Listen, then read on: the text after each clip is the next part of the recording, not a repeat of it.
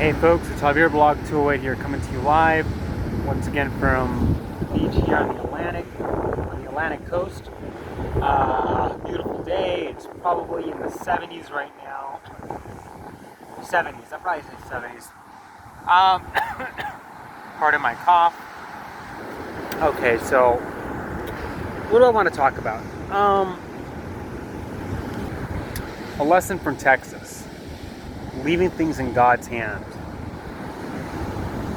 Well, believe it or not, I began this year in Texas. That was the state I began 2024 in.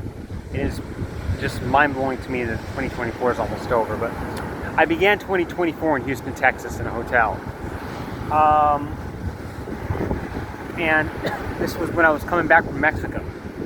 So I was coming back from Puerto Vallarta, Mexico on December 31st, 2023. Obviously, I wasn't going to arrive back in Florida till January 1st, 2024, but I had a layover. Well, I had a 12-hour layover. Let's just say like a 12-hour, maybe more than 12. Like a 12, 13-hour layover in Houston, Texas, while flying United Airlines. United, which is essentially, I still call it Continental. So there's a story I want to tell you guys. And it's a story that I still try to hold on to this very day. This kind of hope that, leaving things in God's hands, that things will all work out. No matter what it is, no matter what you're going through. So I got up in the morning in Houston, Texas.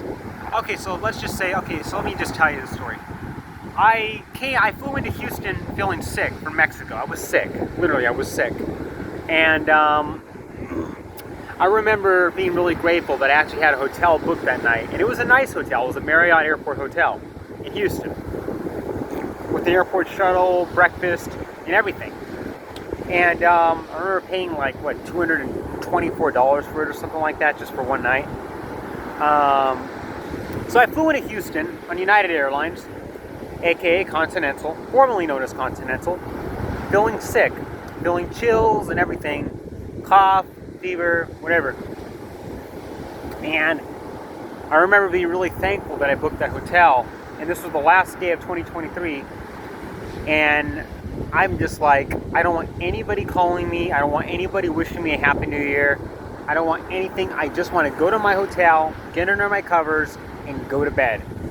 Because I got a flight to catch at 9 o'clock the next morning to take me back to Orlando, Florida. So I did just that. I caught the airport shuttle to my hotel. I was confused for a while on where to catch the airport shuttle and where do I go in the airport to catch it. And I just really, really, really wanted to get to my hotel so I could go to bed. I was tired, I was sick, everything. So I eventually caught the airport shuttle, went to my hotel, checked into the Marriott, and went straight to bed. Got under my covers, and throughout the night while I was sleeping, I turned my phone off, and I had a wake-up call set for me so I could catch my flight. Normally I'd set my alarm on my phone, but instead I had a wake-up call set for me. And on top of that, there was an alarm clock in the hotel room. So I was really grateful for that. Besides that, I turned my phone off completely, didn't want anybody calling me. I even told my mom, and saying just in advance, Happy New Year, but nobody call me, please. Phone is off, and everything's muted. I went straight to sleep, and then I woke up at around 4-ish, 5 in the morning, on New Year's Day 2024, in Houston, Texas. I remember that's when I did my 2023 yearly reflection, so I took an hour to do that on the desk at the hotel room. Throughout the night while I was sleeping, I was sweating my sickness out, and honestly, it feels so good when that happens because it gets rid of your sickness.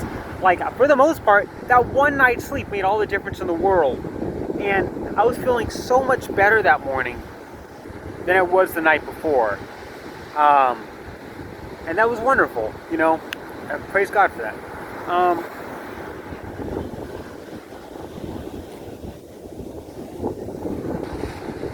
So I took an hour to do my 2023 yearly reflection, and that was an emotional reflection because 2023 was a very rough year for me.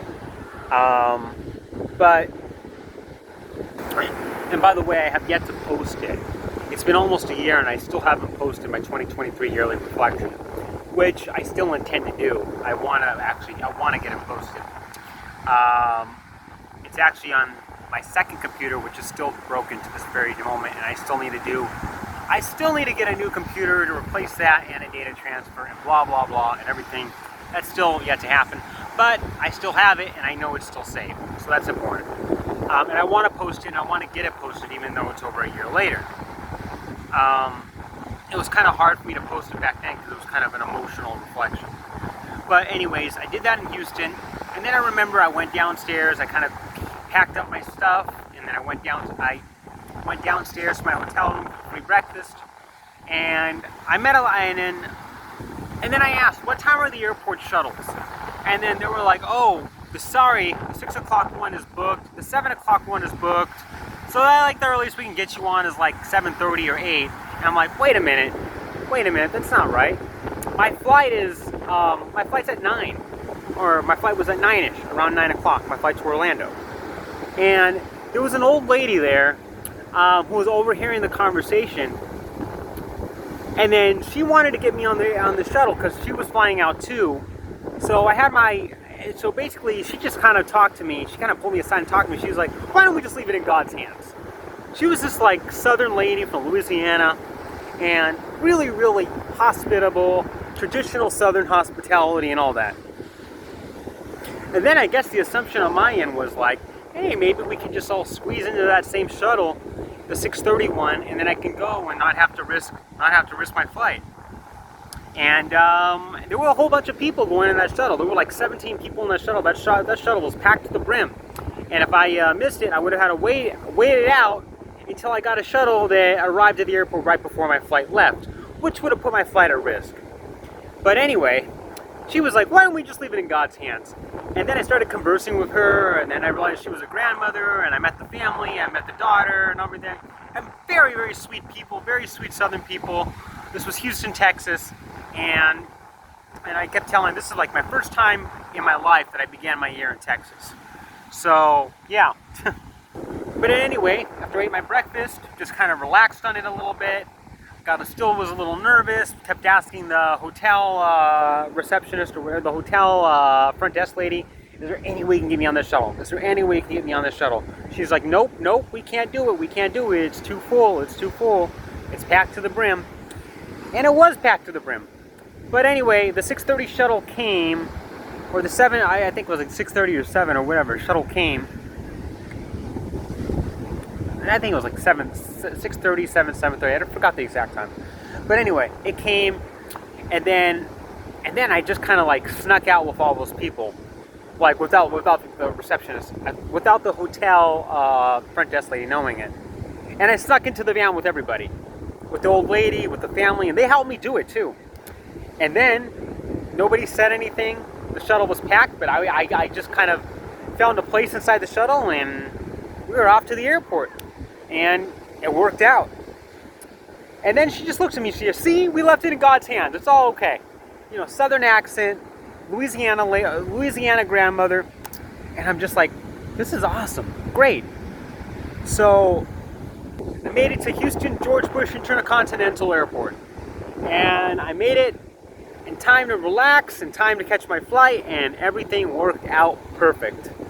And I can't tell you how much, because I've traveled a lot this year, so there were many times when I felt like I'm absolutely going to miss this flight. I'm absolutely going to miss this flight, and I make it anyway. Sometimes I'll show up at the airport 20 minutes before the gate closes, or even less. And I'm like, there's no way I'm going to make the flight. No way. It's a big airport. Security's probably going to be, and then there's no security line, and I make it. The only flight that I missed this year, unintentionally, that's the key word, was when I was trying to fly from Salt Lake City to Nashville back in July. And I'm like, yeah, I'm not even sure this is a trip I should take. You know, it's just for the second half of that court case I went to in January for You Know Who You Are. But I'm like, I'm not sure I should go. I'm not sure I should take this flight. I mean, they're probably just going to close the case and it's all going to be over and it's going to be a waste of time. And And I did miss that flight, and I'm like, okay, for the better. It wasn't God's will. All right, I missed it. So yeah.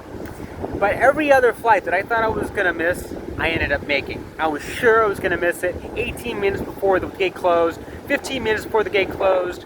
Not even at security yet. No way I'm going to make it. I made it anyway. So, I guess the lesson from the beginning of 2024 in Houston, Texas is leave it in God's hands. And I have to admit, it's something I really struggle with. But even the scriptures say, you know, God provides our every need. And God will take care of it. He will take care of it. And I got a video coming up later about, I guess, alternative methods, if you will, and I'm just going to leave it at that, that are just really, really bad for you. I guess like the first lesson of 2024 from an old Louisiana grandmother in Houston, Texas was just leave it in God's hands. It'll all work out. And you have to believe that by faith. And it's hard. I admit it's really, really, really hard to believe it by faith that things will all work out. That no matter what you're going through, no matter what you've been going through, it will all work out. And God's got it. God knows what you're going through. No matter what it is, He will take care of it. He will take care of it. And you just have to know that, and you have to believe it by faith. And my God, it's a struggle to do that. It is a struggle to do that. It's very hard to do that sometimes. But if nothing else, this is just a word of encouragement. So, story time, word of encouragement. Thanks for watching. Xavier Blog 208. Like and subscribe. Features of the Atlantic. Take care. Just hope everything else is going to work out. Everything. A lot of things I'm going through right now, and I just hope will all turn out for the best. Things I don't talk about. Personal stuff, business related stuff, financial related stuff, relationship related stuff. All the above. And I guess the lesson is just to leave it in God's hands and see where it all goes. And I got more content for you on this. Thanks for watching, folks. Take care. Xavier Blog 208. Tuning out.